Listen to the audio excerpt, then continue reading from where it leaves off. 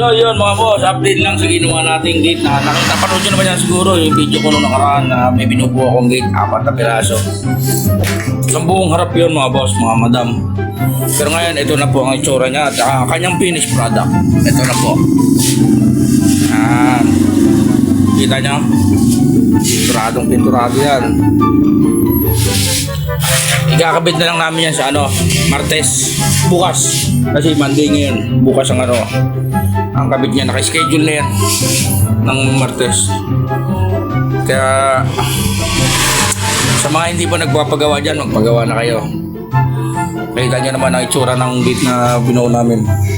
Bahala na kayo sa kung magpapagawa kayo, bahala na kayo sa mga design Ito kasi simple lang kasi ang gusto ng teacher, ang aming customer, kasi garahe lang ito. Hindi talaga totaling bahay ito na titirhan, garahe lang. Okay, hanggang dito lang mo tayo mga boss. Peace out.